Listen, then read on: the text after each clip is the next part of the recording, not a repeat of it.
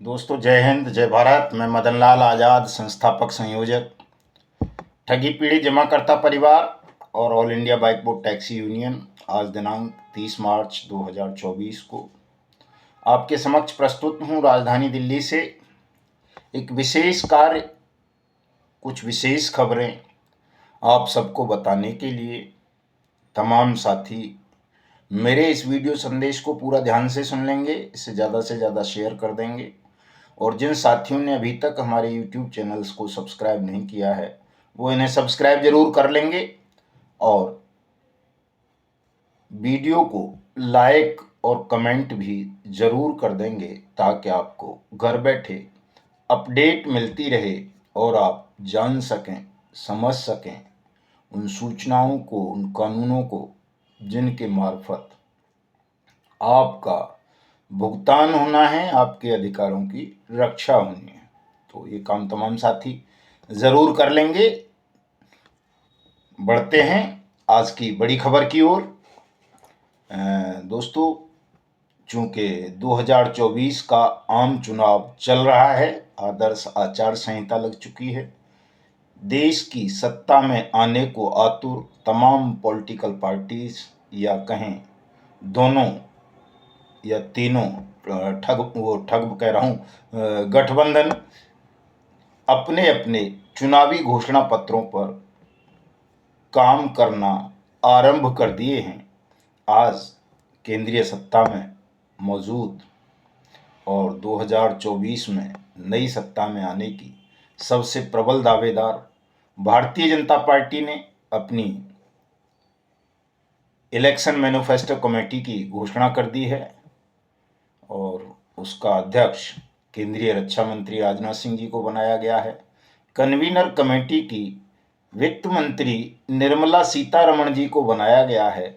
जो देश के ठगी पीड़ितों के लिए खुशखबरी की बात है कि निर्मला सीतारमण जी उस कमेटी की संयोजक बनाई हैं, जो वर्ष 2024 के लिए भारतीय जनता पार्टी के संकल्प पत्र यानी घोषणा पत्र को ड्राफ्ट करेगी। बहुत लोग हैं उसमें और इसी तरह की कमेटी दूसरे दल भी बनाएंगे अपनी अपनी घोषणाएं करने के लिए।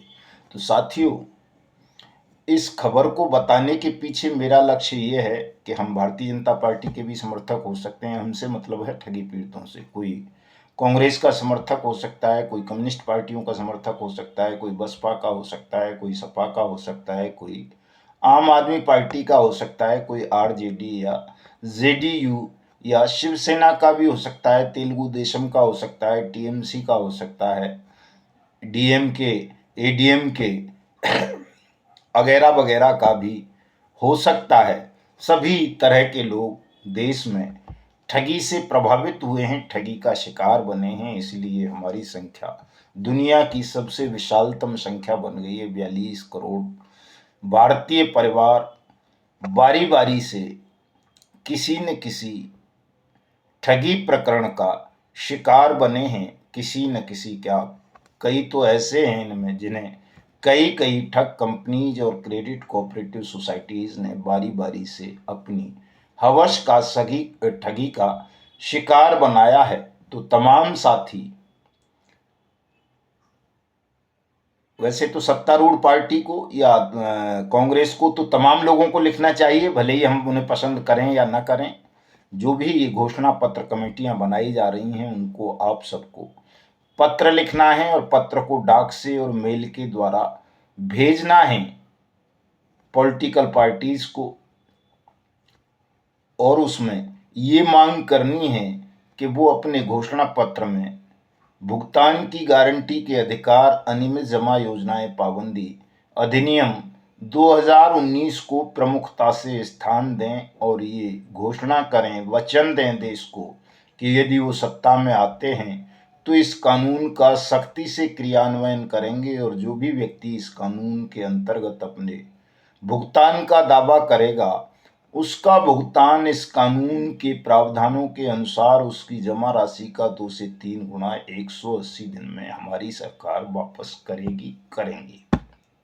ये छोटा सा पत्र बना करके आपको उसके नीचे अपना नाम, पिता या पति का नाम, एज अपना पोस्टल एड्रेस और अपना कॉन्टैक्ट नंबर और मेल आईडी लिखना है।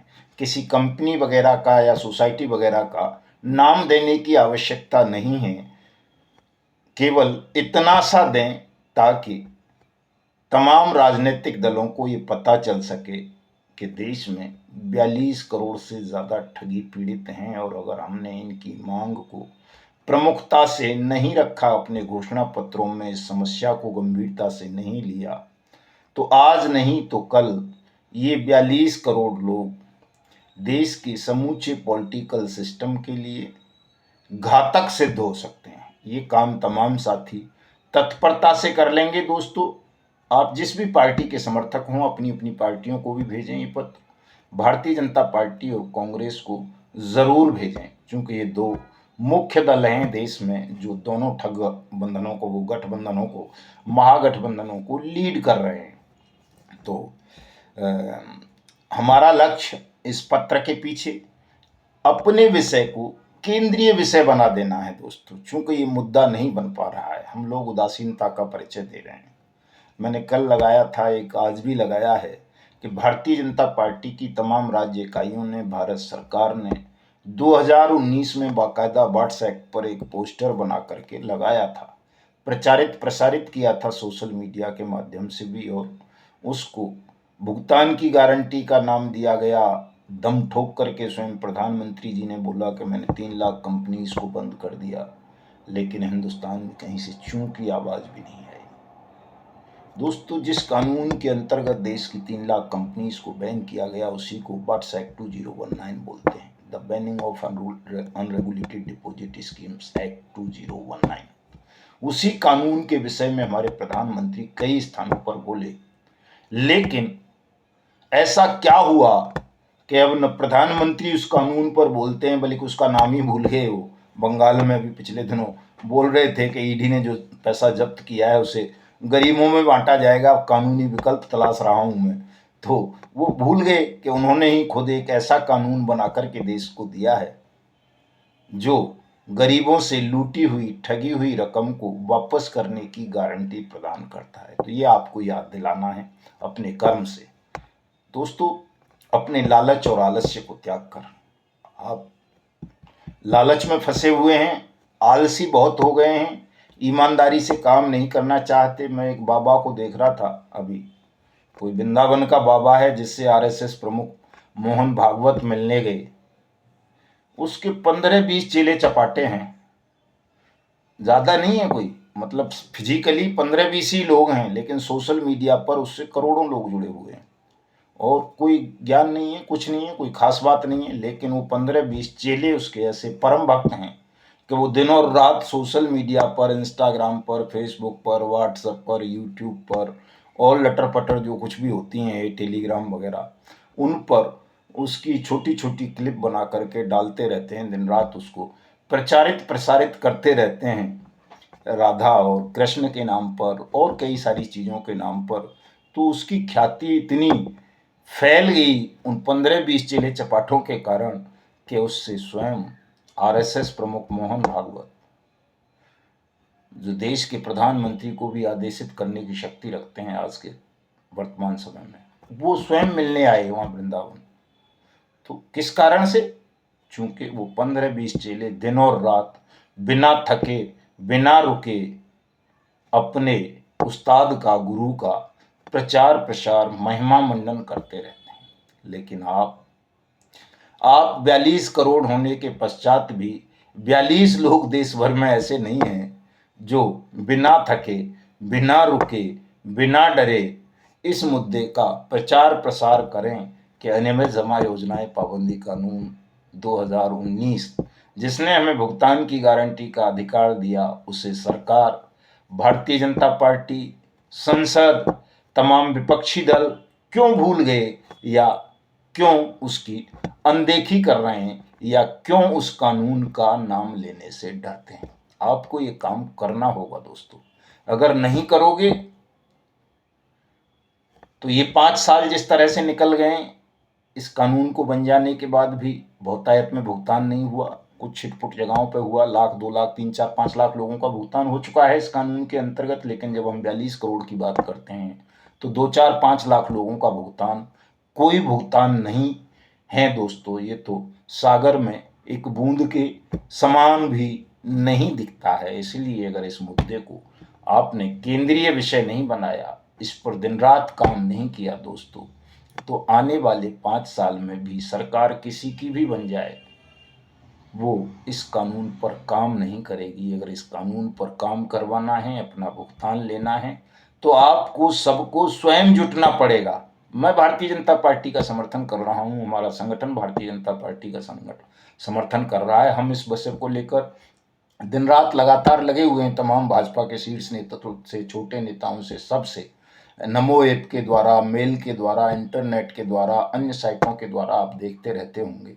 हम अपना प्रयास कर रहे हैं और फिजिकली भी मिल रहे हैं नेताओं से और प्रयास कर रहे हैं कि ये मुद्दा प्रमुखता के साथ भाजपा के घोषणा पत्र में आए। 8 तारीख से एक सघन अभियान भी हम शुरू कर रहे हैं। इसके लिए हमारे आदरणीय अशोक मुदगल साहब और कुछ साथी दिल्ली आ जाएंगे, तो फिर हम एक टीम वर्क के साथ भी इस मुद्दे पर लगेंगे। लेकिन आप सबको भी इस पर लगना चाहिए, क्योंकि ये बात ध्यान रख लो दोस्तों, अगर आपने इस कानून पर काम नहीं किया तो ये जो आपको कह रहे हैं कि हम सुप्रीम कोर्ट में रिट लगा के या PIL दल के आपका पैसा दिला देंगे या कोई और आंदोलन करके पैसा दिला देंगे, इस एक्ट की खिलाफत करके दिला देंगे, ये संभव नहीं है। आपका पैसा अगर आपको मिलेगा तो वो केवल और केवल इस एक्ट के अंतर्गत ही मिलेगा और कोई रास्ता ऐसा नहीं है। 2012 में सुप्रीम कोर्ट ने सहारा इंडिया के मामले में फैसला दिया, 90 दिनों में 3.5 करोड़ लोगों का पैसा वापस करो। किसी का पैसा वापस नहीं आया। 2014 में सेबी जो एक्ट है हमारा, उसको अमेंड कर दिया गया और उसमें ये जो क्या बोलते हैं सामूहिक निवेश स्कीम CIS, इनको प्रतिबंधित कर दिया गया। इस एक्ट में जो अमेंडमेंट आया था, इस जो CIS स्कीम्स पर बैन का जो मामला सेबी को पावर दिया गया, 2013 में दे दिया गया था हालांकि अध्यादेश ला करके, लेकिन 2014 में बाकायदा अमेंडमेंट बिल ला करके उस पर कानून बना दिया गया और सेबी को यह अधिकार दे दिया गया कि कोई भी कंपनी रजिस्टर्ड या गैर रजिस्टर्ड अगर कोई सामूहिक निवेश योजना चलाती है, 100 करोड़ से ज़्यादा का फंड जनता से इकट्ठा करती है, तो आप उसको प्रतिबंधित कर दें, उसकी प्रॉपर्टीज को सीज कर दें। उस अधिकार के कारण ही सेबी ने PACL पल्स, सहारा और अन्य कंपनीज पर बैन लगाया था, क्योंकि उनकी ये स्कीम्स जो थी, चाहे वो सहारा रियल एस्टेट हाउसिंग की हो, चाहे वो सहारा फाइनेंस की हो, चाहे वो सहारा की क्रेडिट कोऑपरेटिव सोसाइटीज की हो, चाहे PACL पल्स की हो, PGF की हो, रोज वैली की हो, पिनकॉन की हो, KBCL की हो, करम भूमि की हो, समृद्धा जीवन की हो, साईं प्रसाद की हो, आदर्श की हो, ये सभी गैर कानूनी निवेश योजनाएं थीं। इसलिए इन पर सेबी ने प्रतिबंध लगा दिया, SOG बना दी गई, SFIO ने प्रतिबंध लगा दिया, मिनिस्ट्री ऑफ फाइनेंस का जो वित्तीय सेवाएं प्रभाग है उसने बैन लगा दिया, चूंकि वर्ष 2016 में ही बाकायदा एक मॉडल ड्राफ्ट सेंट्रल गवर्नमेंट ने बना दिया था, जिसे आज हम बर्ड्स एक्ट 2019 के रूप में जानते हैं। ये 2016 में ही तैयार हो चुका था साथी, और उससे पहले देश के 29 राज्यों में PID एक्ट बन चुके थे जो इस तरह की स्कीम्स को प्रतिबंधित करते थे। लेकिन किसी में भी आपको भुगतान की गारंटी का अधिकार निश्चित समय सीमा के अंदर नहीं दिया गया था, जो बर्ड्स एक्ट 2019 बना करके दिया गया। चूंकि SEBI amendment bill, RBI bill, act, supreme court, high court, ये सब विफल हो चुके थे आपका पुनर्भुगतान कराने में और इस तरह की पॉन्जी स्कीम्स, गैर कानूनी निवेश योजनाओं को रोकने में। इसलिए इस एक्ट को लाया गया और इस एक्ट से जो लोग प्रभावित हैं, जिनको लाभ होना है, वो लोग आज भी सोए हुए हैं, आलसी बने हुए हैं और क्या बोलते हैं, लालच में फंसे हुए हैं। उन्हें लगता है कि कहीं से तुरंत उनका भुगतान हो जाएगा, कहीं से नहीं होगा तुरंत भुगतान। जब तक आप इस कानून की अनुपालना नहीं करवाओगे, इस कानून की प्रक्रियाओं का पालन नहीं करोगे, इस कानून के पक्ष में खड़े नहीं होगे, तब तक आपका भुगतान नहीं होगा। अगर आप सबको अपना भुगतान चाहिए तो आपको इस कानून की प्रक्रियाओं का पालन करना होगा, इसके तहत आवेदन दाखिल करने होंगे, इस कानून के पक्ष में खड़ा होना होगा, इस कानून को राजनीतिक मुद्दा भी बनवाना पड़ेगा, इसे केंद्रीय विषय बनवाना पड़ेगा, और ये आप कर सकते हो चाहो तो। लेकिन आप करना नहीं चाहते, आप बीएफ देख सकते हो और दुनिया भर की चीजों में लगे रहोगे, लेकिन इस काम पर नहीं लगोगे साथियों। बुरी आदत, बुरे लोग, बुरी चीजें, लालच और आलस, इन 5 विकारों का त्याग आपको करना होगा। और जिस दिन आप इन 5 विकारों का त्याग करके इस एक्ट के समर्थन में खड़े हो जाओगे, उस दिन 180 दिन तो बहुत बड़ी बात है, एक दिन में देश की 42 करोड़ की पीढ़ी जमाकर्ता परिवारों का भुगतान हो जाएगा। तो प्लीज तमाम साथी इस काम को कर लें जो मैंने बताया है। बट्स एक्ट के लिए तमाम पॉलिटिकल पार्टीज के प्रेसिडेंट्स को, घोषणा पत्र कमेटीज को अपने अपने पत्र आज और अभी से मेल और डाक द्वारा भेजना आरंभ कर दें। आज हमारे कुछ साथी चित्तौड़गढ़ राजस्थान में वहाँ के डीएम से मिले थे, जो सांसद हैं वहाँ के, उनसे मिले थे। डीएम साहब से गंभीर रूप से चर्चा हुई। हमारे जिला अध्यक्ष हैं दिलीप भाई सुराना साहब, उन्होंने मुझे बताया है कि डीएम साहब ने सब कहा है कि हम भुगतान के आवेदन तो ले ही रहे हैं, इन पे प्रोसीडिंग जैसे ही शासनादेश आ जाएगा वैसे शुरू कर देंगे। तो साथियों, मैं राजस्थान के साथियों से कहना चाहूँगा कि आप सांसदों से, विधायकों से मिल रहे हैं। कल राजसमंद वाले साथी भी हमारे श्री ललिता और रतनलाल भैया साहब मिले थे। तो जिस भी सांसद या विधायक से मिलें, उनसे कहें कि वो सीधे सीएम को पत्र लिखें, किसी डीएम एसडीएम को पत्र लिखवाने की या फोन करवाने की आवश्यकता नहीं है। जब वो सीएम को लिखेंगे तो सीएम इस पर शासनादेश जल्दी से जल्दी भेजेंगे। वैसे तो कल समय सीमा पूरी हो रही है, जल्दी हो जाना ही है ये, लेकिन फिर भी इतनी सावधानी बरतें और एफआईआर का काम करवाएं। एफआईआर पे तो कोई प्रतिबंध नहीं है, पूरे देश में कहीं भी बट्स एक्ट के तहत धड़ाधड़ एफआईआर हो रही हैं। जो भी ठगी पीड़ित हैं वो अपनी इंडिविजुअल भी करा सकते हैं और समूह में भी करा सकते हैं। तो एफआईआर कराएंगे तो उससे भी ठग कंपनीज और ठग क्रेडिट कोऑपरेटिव सोसाइटीज पर प्रेशर बनेगा, उनके चलाने वालों पर प्रेशर बनेगा, और सरकार को भी विवश होकर ये तमाम चालान उसी कोर्ट में फाइल करने पड़ेंगे जो बट्स एक्ट 2019 की नामित अदालतें हैं। और जब वहाँ अभियोग पत्र दाखिल होंगे तो आपका भुगतान भी हो जाएगा ऑटोमेटिकली। तो इस काम को तमाम साथी कर लें साथियों। और एक चीज और आपको बताना चाहता हूँ, तो आपको पता ही है मेरा स्वास्थ्य थोड़ा हल्का चल रहा है, लेकिन अब काफ़ी सुधार है और मैं फ़ोन कॉल अटेंड नहीं कर पा रहा हूँ। आपकी बहुत सारे साथियों की परेशान हैं, हमारे पदाधिकारियों तक की नहीं कर पा रहा, चूँकि मेरे कान में प्रॉब्लम है और फ़ोन सुनने से वो ज़्यादा बढ़ने लगती है, तो इसलिए मैं नहीं सुन रहा हूँ, थोड़ा सा रेस्ट पर हूँ। तो जो साथी संगठन के संबंध में, यानी जो राष्ट्रीय स्तर पर बात करना चाहते हैं, आप कोई ऐसी समस्या आप फेस कर रहे हो कि उसको ज़रूरी है हमें बताना, तो उसके लिए आप हमारे राष्ट्रीय अध्यक्ष आदरणीय सूरजदीन विश्वकर्मा जी का नंबर नोट कर लें, उनको अपनी शिकायत बता दें, उनसे डिस्कस कर लिया करें। उनका नंबर है 9415915366। डिस्क्रिप्शन में भी दूंगा, मैं भूल जाता हूँ। और हमारे राष्ट्रीय संगठन महामंत्री आदरणीय अशोक मुदगल साहब, उनका नंबर नोट कर लें, उनसे चर्चा कर सकते हैं। 9770389965।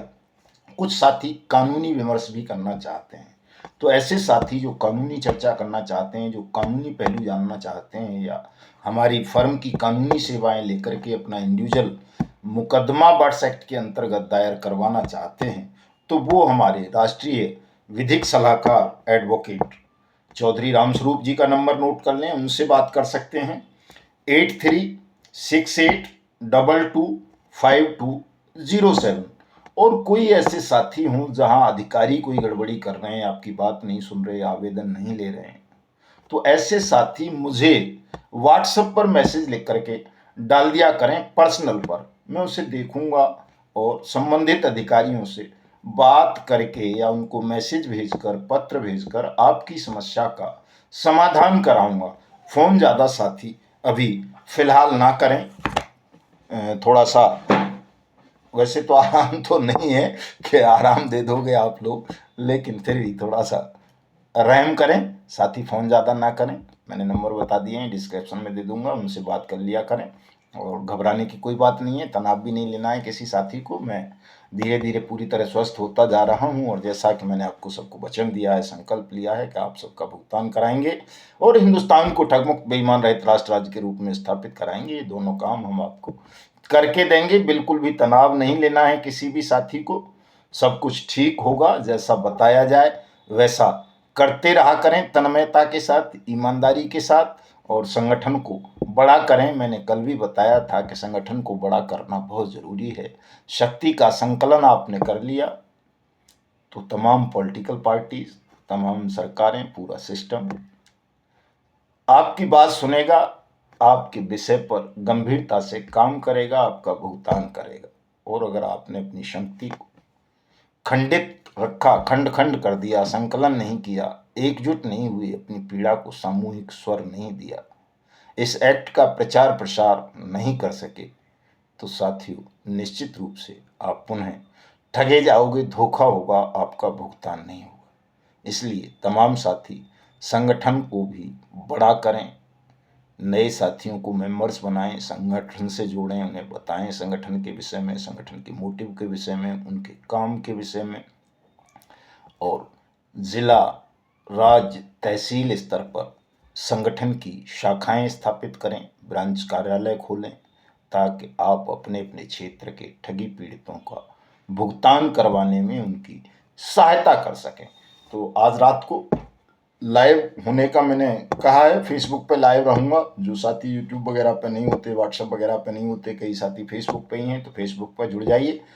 9 से 10 बजे रात को 1 घंटे, मैं 2 घंटे सोच रहा था, लेकिन स्वास्थ्य इतना बेहतर लग नहीं रहा कि मैं 2 घंटे आपसे वार्ता कर पाऊंगा। 1 घंटे केवल 9 से 10 बजे मैं फेसबुक पर लाइव होकर के आ रहा हूं। आप तमाम साथी सादर आमंत्रित हैं, जुड़िए। मदन लाल आज़ाद के नाम से मेरी फेसबुक आईडी है, उसे फॉलो भी कर लीजिए, लिंक दे रहा हूँ डिस्क्रिप्शन में। जय हिंद, जय भारत।